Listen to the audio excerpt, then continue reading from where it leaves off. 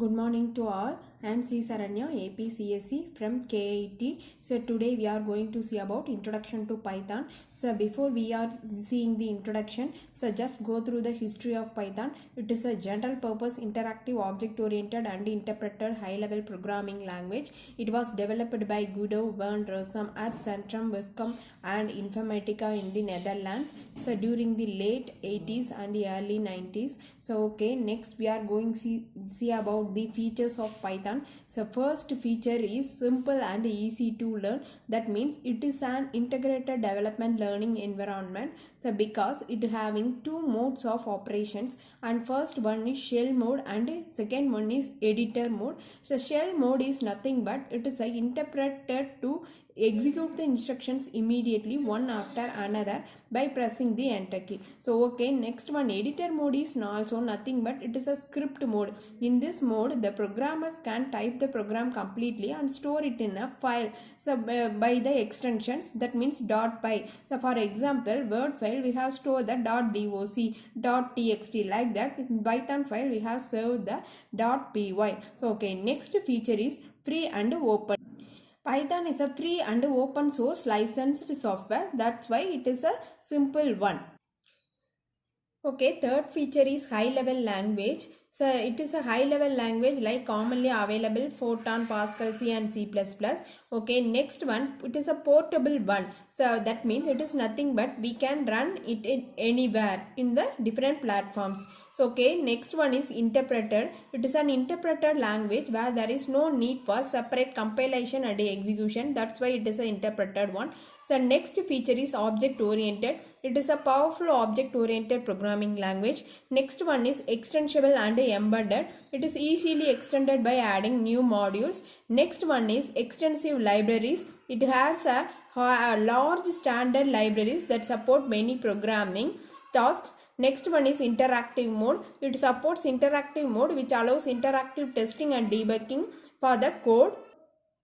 Next we are going to data types in Python. So first data type is numbers. So numbers have different types and they are listed. So first one is integer. Then second one is floating point number or fraction. Third one is complex numbers. Okay, first we are going to see about the integer. Integer are whole numbers that can be either positive or negative. So it is the int is the keyword to declare the integer variable.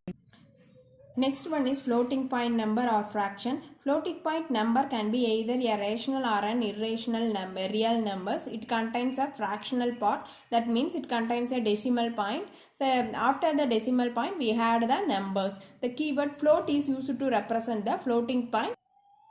In that floating point we are another one number, so that is boolean. So boolean data type is represented in Python as type bool. So like that, integer it is represented as int, float is represented as a float, float. So boolean is represented as a type bool.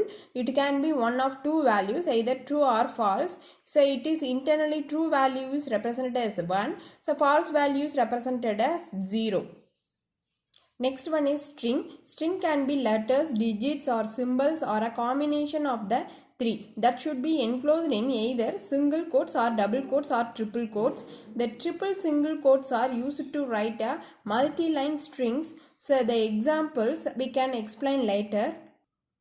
String functions. So in a string we are having the different types of string functions. For example, so string concatenation is one of the string function. So here we are using the plus operator to adding the two numbers or two strings. So plus operator is mainly used for concatenation here. So next string operation is string function is string slicing. So it is to get a part of the string and it is called as a slice. The operator m:n returns a portion of the string starting from mth character to n-1th character. So that means 0:9 means it will return 0 to 8.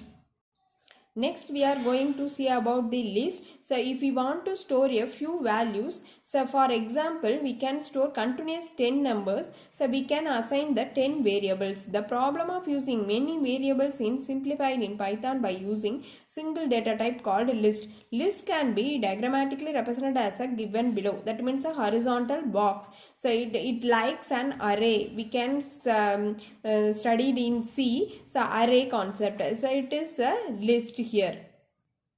Next, we are going to see about the variable declaration and assigning the values for the variables which we have declared. Okay, in memory location, we have assigned a variables automatically and its value is stored in that locations we have assigned previously. So, variables also known as identifiers and used to hold value. So, identifier is nothing but variable. It is used to store the values of the variables. So, identifier is a name which is used to identify a variable, class, function, module or any other object. It helps to differentiate one entity from another entity. Okay, here we are going to see about the rules for declaring the variables or rules for writing the variables. It is the identifier. So, okay, first variable begins with the letters. So, both we can use small and capital letters. So, underscores followed by 0 or more letters. So, first we have the special characters which only one special character we have used to declare the variables. So, that is only one special character is nothing but it is an underscore only.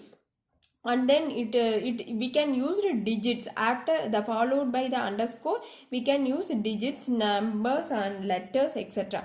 Okay, next one, punctuation characters such as this dollar, has, at, these symbols are not allowed. No more special characters are allowed except that underscore. Okay, the Python is a case sensitive. For example, we have written as a one string in a capital letter.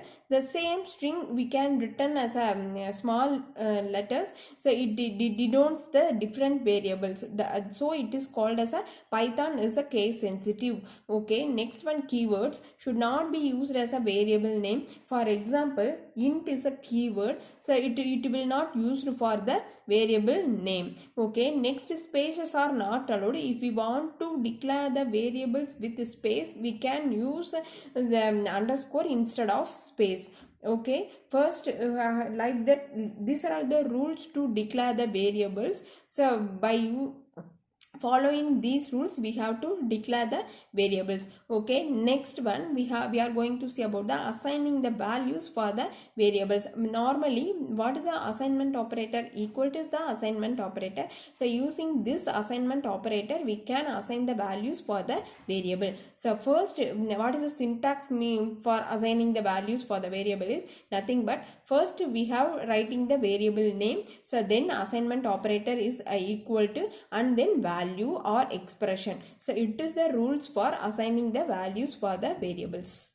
Also, we can assign the multiple values for the single variable. So it is possible only. So for example, a equal to b equal to c equal to 40. So the 40 is the value. It is assigned for three variables as a, b and c. Okay, next one we are going to see about the expressions. Okay, next we are going to see about the expressions. In Python, an expression consists of operands and operators. So, operands can be constants and variables. So, operands, it may be a constant or variable. Okay, and the operators can be, already you know what you mean by operator. Operator is nothing but symbols, plus, minus, star, etc. Okay, for example, we can declare the expression as x star y plus b minus c plus a slash e.